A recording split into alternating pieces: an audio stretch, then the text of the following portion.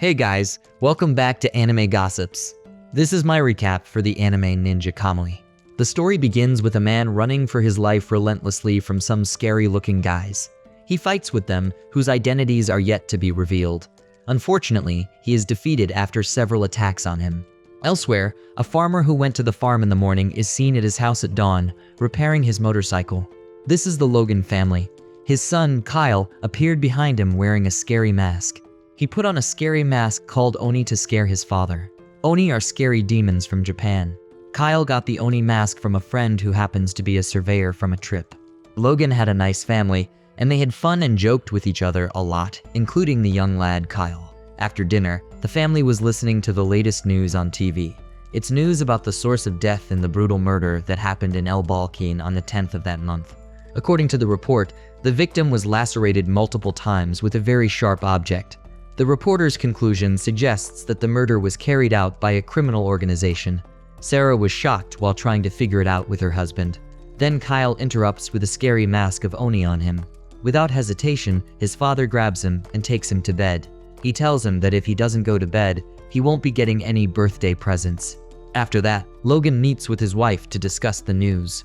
Sarah notices that they have zero insight into the victim's personal life, even after interviewing people that the victim has worked with.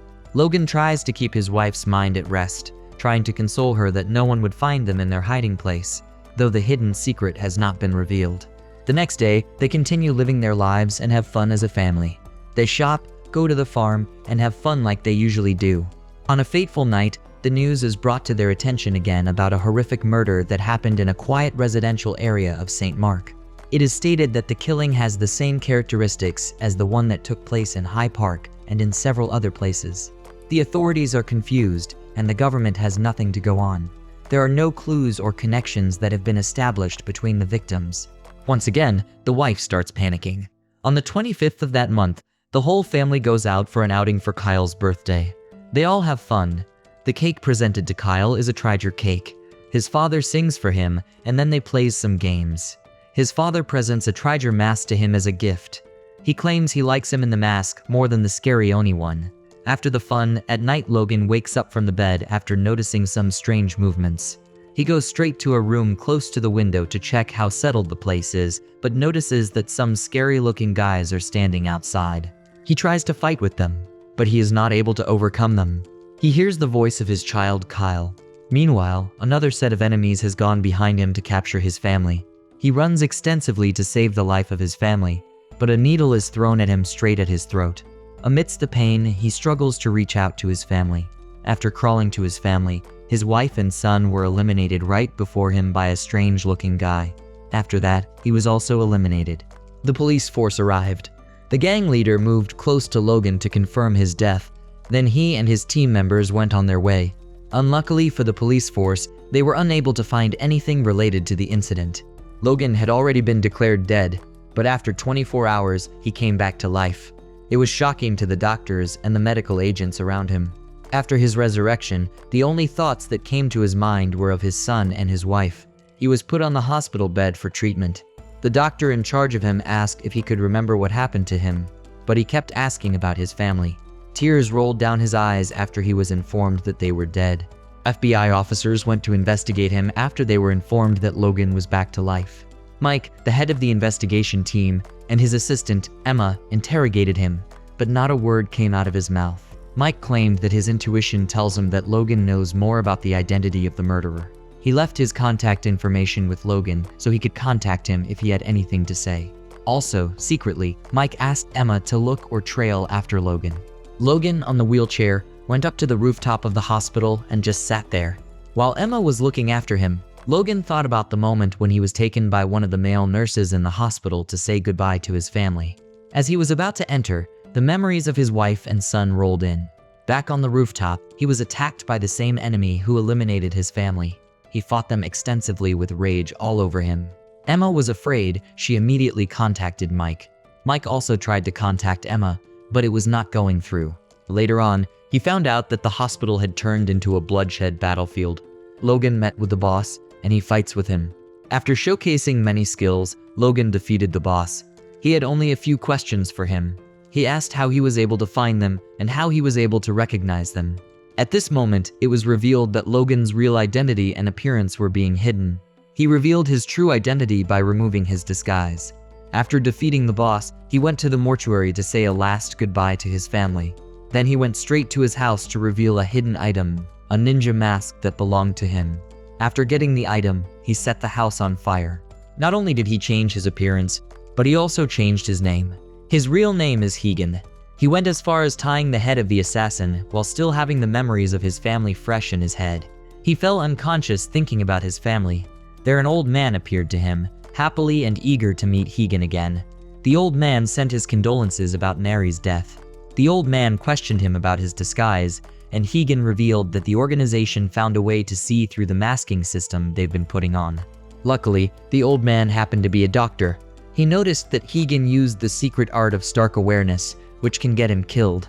He warned that Higan should never use it again. For Higan to recover from the wounds, it will take 5 to 6 days before he can fully recover. Higan answered that he will not use it again. He needs to be able to move so that he could attend to his guests. Thankfully, Higan recovered.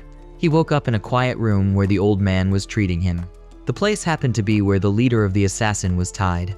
After checking himself, he moved closer to threaten the man. He pierced the guy at different pivotal points. After that, he spilled some fuel all over the area and lit up the guy. Mike was summoned by his superior. He was informed that he would be taken off the case. He requested reasons, but no reason was given. The authorities want to pretend like nothing happened. He remembered that Emma was present at the battle scene. Furthermore, he was told that the order was direct from the top. A little piece of advice was given to him. If he doesn't want to get fired from his duties before he retires, then he should step off the case. Mike went to approach Emma concerning the situation, but Emma's response was not encouraging to him. Emma also knew they were trying to cover up the case. But for extensive research, Emma on her own went on research on Logan, the man who happens to be Higan. She found out that Logan, Sarah, and Kyle, the whole family name doesn't exist. The information given about them turns out to be the same as the previous victims. Mike became more restless. His face and demeanor looked unsettled. Higan got to work. He prepared and put together his luggage, then drove off on his motorcycle to an unknown location. In all the locations Higan went to, he found no one. Higan, after so much stress, went to a bar to enjoy himself. There he met 2 police officers who came to harass him. Initially, they came for the barman, but he was accused of stealing the motorcycle he drove. The policemen claimed that theft issues had been happening around that area, so they requested Higan's license.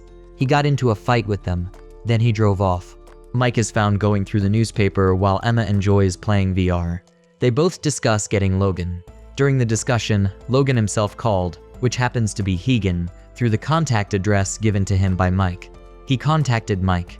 After realizing it was Logan, Emma gets to work on her computer. She tried to trace the connection with the mobile phone Logan is using. Higan requested from Mike a meeting. He notices he is being traced, so he has to destroy the first cell phone he is using. Definitely, he calls back with another cell phone. He requests a location so they can meet.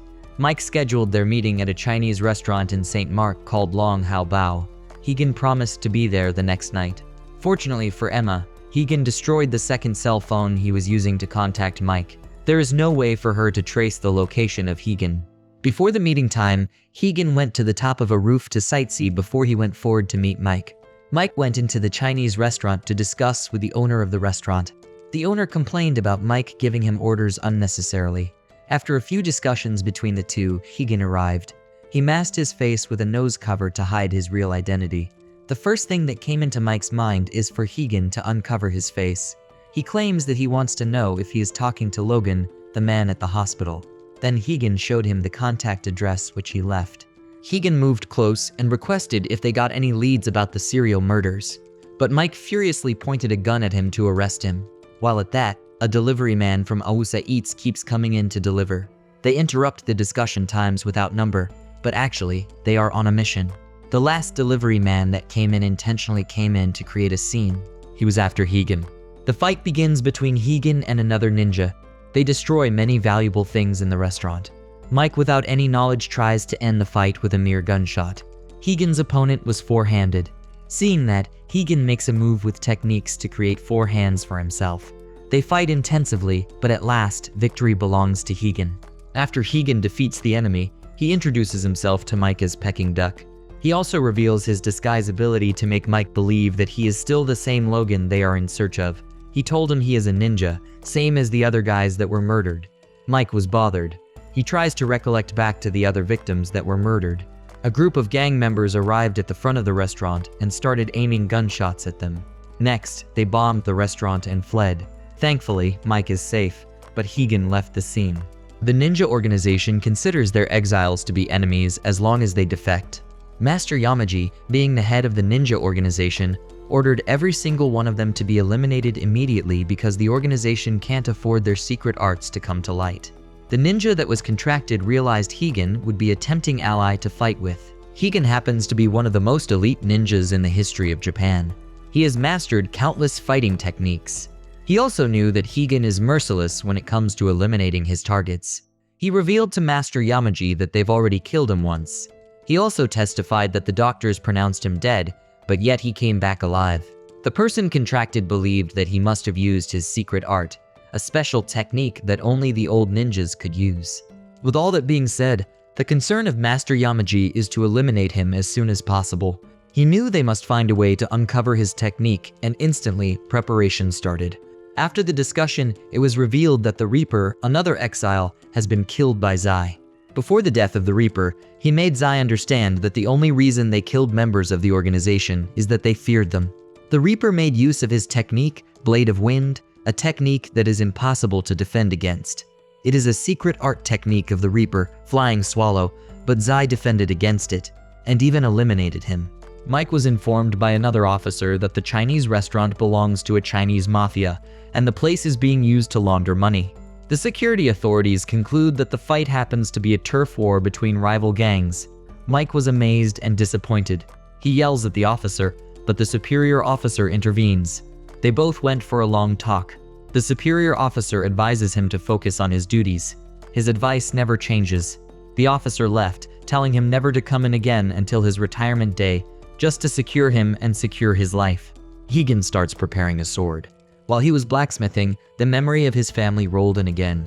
Later on, Mike came visiting him with some luggage in his hand. Mike brought some images of the battle scene with a sharp weapon of the enemy. He explained that the analysis showed that the blades were made of a special alloy. Also, he said that the patent on the alloy is held by Aauuza, an organization of technology. With the investigative skill of Mike, he points out that there is a connection between Aauuza and the ninjas who attacked them at the Chinese restaurant. Mike promised to dig a little deeper to find anything connected to them. Higan promised to hunt down everyone involved in the death of his family and make them pay the debt. Mike and Higan shared an energy drink to seal their friendship and cooperation. Mike thought it was alcohol, but found out that it is an energy drink. He thought that he can never understand ninjas. Mike revealed that he has a connection with Aauuza, probably a contact with someone who has a connection with the organization. Emma meets with Mike and Higan in a private place. The three had a chit-chat, arguing about the best car between Emma's and Mike's. The reason being that Emma came late at the appointed time. Higan analyzed Emma's car to be the best car, which was designed by the best designers of the 20th century. Emma was happy that Higan recognized her car as a good one. Without any contact between Higan and Emma, Emma referred to Higan as a ninja. Higan's reaction makes Mike reveal that Emma is on their side. She was the one who analyzed the futuristic weapons they found. Emma revealed that she has always been fascinated by ninjas. After those unworthy chats, they moved to the real business, which is to discuss Aauuza organization. They both got into Emma's car, a car that has a giant moving computer that she built all by herself. According to Emma's research, she found out that Aauuza organization is a multinational enterprise involved in the development of military weapons, telecommunications, entertainment, clean energy, and various other technologies. They also have a high global market share. But at the same time, the rapid growth of the organization has given way to a lot of dark rumors. The rumors happen to be that many personalities, organizations, and journalists that have come in contact with the organization have all died in mysterious ways. Emma did extensive research about the recent killings of the organization. One of the top conservative politicians known throughout Europe, who refused any and all foreign companies from doing business in his country, passed away in a sudden car accident a week ago. More on that, she revealed that the successor of the man is actively attracting foreign companies, which is opposite to what the man laid down. Behind the progress of Aauuza organization, there have been too many deaths. From Emma's guess, she thinks that the ninjas are the ones behind it. Now at the Aauuza organization, they are currently testing the Aauuza reactor, which the output has increased since their last test. The present test is now capable of producing 2.2 million kilowatts of power per second. Also, their wireless power transfer system is also making good progress. The head of the organization was visited by Master Yamaji, the head of the ninja organization. Master Yamaji brought news to him about his guys from his team that went along to attack Higan and Mike at the Chinese restaurant. He presents him a picture of their attack. He claims that they desperately needed to get some few data on a weapon that they are developing. And to his findings, a ninja is the perfect test subject that can be good for such a weapon because they have superhuman abilities. Master Yamaji never said a word, but warned him never to do such again. Meanwhile, Emma continued in her research. She revealed that the headquarters of the Aauuza organization is located in Aauuza City, an experimental city that runs entirely by the organization. They use the city to test various new technologies and energy sources. While in the car, they were attacked. But thanks to Higan, he saved Mike from being stabbed from behind. He ordered that Emma drive the car and run. As they were on the run, they were hit by a truck. Mike and Emma were severely injured. That's not the end. The ninja that attacked them continued aiming at Higan. Higan had no choice but to fight back. Higan, as a well-skilled ninja, defeated the ninja that attacked him, then noticed that the enemy had a camera recording the fight scene. Higan unplugged the camera from him and then destroyed it. But before he destroyed it, he made a threatening sign to the viewer, who happens to be the person that was contracted to kill him. After the scene, the police and the security authorities arrived to save Mike and Emma from the injuries they got during the car accident. As for Higan, an unknown person contacted him and called him by his real name, to which Higan was shocked. The stranger on the call warns Higan about the tight security of Aauuza City and tells him that it will be impossible to infiltrate the city on his own. The stranger offers to help Higan, but Higan realizes that the stranger is using a voice changer to speak over the phone. Higan is surprised to hear that his plan is already known to a stranger. He mocks the stranger for offering to help, even though he isn't brave enough to use his own voice on the phone. He asks for the identity of the caller, but instead of revealing his identity, the caller recites a secret ninja poem to convey his message. He narrates that knowing the intentions of others without revealing your own is the mark of a true ninja. Higan is taken aback by this, as this is some top-notch VIP ninja stuff, exclusive to only other ninjas like him. The stranger shares that he is also in a similar situation like Higan. Hearing this, Higan asks if the stranger is also an exiled ninja like him. The stranger doesn't bother answering Higan, and only disconnects the call after sharing a location with him, and promising to meet Higan there. The scene shifts to Mike, who is lying on a hospital bed. He is thinking about his deceased daughter as he gazes at a card she drew when she was alive. We learned that some time ago, Mike's daughter was isekai'd in an accident where an unknown driver struck her, making her another victim of Truck Kun. Remembering the tragic incident, Mike recalls that his wife was quite upset with him, as she believed that marrying an FBI agent like Mike would ensure their family's security. However, perhaps it was because of his profession that their little daughter had to pay the ultimate price. Snapping back to reality, Mike finds Higan sitting in front of him. Higan tells him about the call he received earlier. Mike questions Higan about how he is certain that the caller is an exiled ninja like Higan. To this, Higan explains that the poem the stranger narrated is known only to old ninjas of his time. It seems it must be some top-secret Shakespeare-level poem. Emma, who is sitting next to Mike, confirms the advanced security system of Aauuza City using her laptop, proving that the unknown caller was correct. Higan expresses that he is going to the given location to meet the stranger. Mike cautions him about it being a trap, but Higan doesn't care much about it. Mike also reminds Higan that they are only working together for a while. He won't be covering up for Higan forever. Mike then asks Emma to find ways to bypass Aauuza City's security, as their boss is keeping a close eye on them too. After searching for a while, Emma comes up with a plan. She reveals that there is an anonymous group active on the dark web that is keeping track of all the activities inside Aauuza City. They believe that Aauuza City is planning to take over the world. Luckily, Emma has been able to track down the location of an admin of the group, but he lives a bit far from their location. The admin is a former researcher who used to work for Aauuza City in the past. Mike tells her that he will go to meet the admin alone, but Emma interrupts him and insists on going with him. She expresses that the information regarding Aauuza City's secrets is worth a lot of money, and she will only be a fool not to grab this opportunity to get rich. Hearing the two, Higan tells them to be careful and stands up to leave. Mike stops him and asks if Higan's wife knew about him being a ninja. Higan coldly replies that his wife was a ninja too. But ninjas are not supposed to get attached to anyone, and they broke this code, leading to their exile. Elsewhere, in Aauuza City, a meeting is being held with Joseph, Yomaji, and the Little Nugget Ninja, along with some other unimportant characters whom we don't need to know. Joseph shares how the previous assassin sent after Higan was eliminated so easily, even though he was incredibly powerful. Everyone at the table starts pouring in their opinions, and seeing the Little Nugget speak nonsense, Yomaji uses his powers and silences the Little Nugget by simply pointing his fingers at him. He tells everyone that Higan is not someone to underestimate. To defeat him, they must first get to know his secret ninja technique. Only then will they be able to end him. After the meeting, Joseph discusses Higan's strength with his bodyguard Dilly. She wonders if Joseph is worried about Higan, but Joseph is only fascinated to know how strong Higan is. He wants him to survive all the attacks and stay alive, as he wants to create a robot like him with his abilities. Meanwhile, Zai comes to meet Yomaji. He asks for permission to go after Higan, but Yomaji declines. Yomaji emphasizes the fact that they must know about his secret ninja technique first. To find that out, he'll be sending other ninjas after Higan for now. On the other hand, Higan is on his way to the given location. While traveling, he recalls the 3 strict codes of the ninja world that every ninja is forced to obey.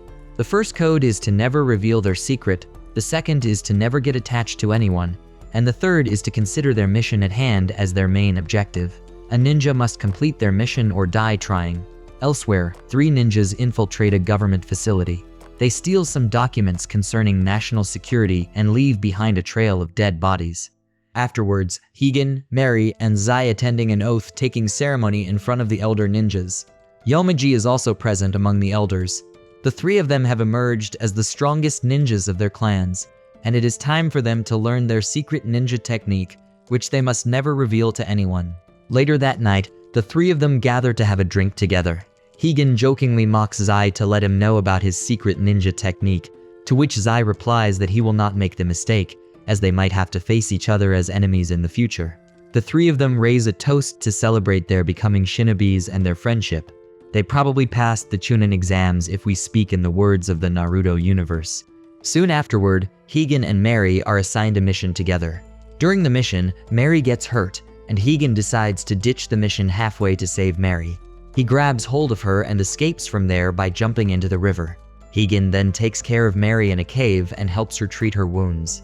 Mary tells Higan to go back and finish the mission, as leaving the mission would be going against the 3rd ninja code. But Higan refuses to leave her in that state and continues taking care of her. Mary tries to end her life, but Higan stops her, and he finally confesses his feelings for her. Mary warns him that showing affection to another ninja is also a breaking of another ninja code, but Higan is serious about his feelings. He tells her that he had already broken the code the first time he met her. Love surely makes a man lose his brains. The two get into a steamy moment together, with lots of clapping throughout the night, only to be interrupted by Zai, who came looking for them.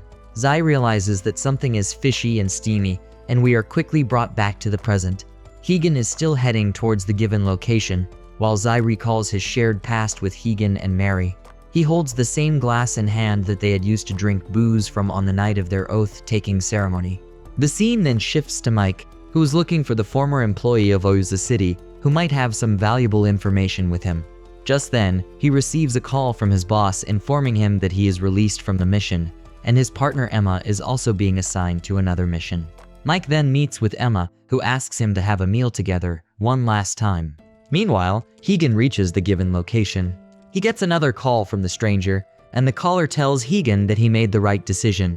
The stranger then proceeds to explain to Higan about the security of Aauuza City.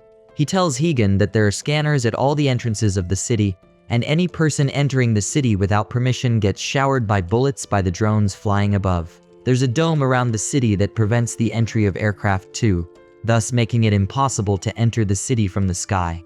The only way to enter the city is through an underground facility, which is used by the soldiers to monitor the whole city through the countless CCTV cameras spread across the city. The stranger then shares his plan with Higan. He tells Higan that he will help him enter the city by hacking the cameras for some time, but Higan has to make his way through the facility on his own. There will be several soldiers guarding the facility at each phase, and laser barriers spread across to detect intruders. Higan has to stealthily move past all the barriers to enter the city undetected. Finally, he will come across a final laser barrier, which the unknown caller will disable for Higan to enter the city. The stranger also tells Higan that he'll be sharing the map of the facility and they need to start their mission right after sunset. Higan agrees, and he sets out for Aauuza City. Meanwhile, Mike is back on his track to find the former employee, as he is determined to expose the secrets of Aauuza City. He recalls his last meeting with Emma, where she shares an old photo of the employee. She tells Mike that the person must be living under a new disguise to hide his identity, but Mike is confident that he would still be able to recognize him. Then we see Higan waiting outside Aauuza City with his mask on, all ready for the mission. The stranger on the phone hacks the cameras and gives the green signal. Higan quickly enters the facility and moves through the phases as fast as possible. The stranger keeps giving him directions all the while to avoid any unwanted attention. But while passing through a laser barrier, a drop of sweat from Higan comes in contact with the lasers and sets off an alarm. Several soldiers reach the site of infiltration and block Higan's way. However, Higan easily knocks them down and starts moving forward. Finally, he reaches the last barrier, and as planned, the stranger disables it. Higan is almost about to cross the barrier when all of a sudden, Zai appears out of nowhere, and no, they are not about to kiss. The barrier is activated again, and we see Higan and Zai facing each other with the laser barrier in between. And that's the end of the video. Please comment and let me know which anime recap you'd like to see next.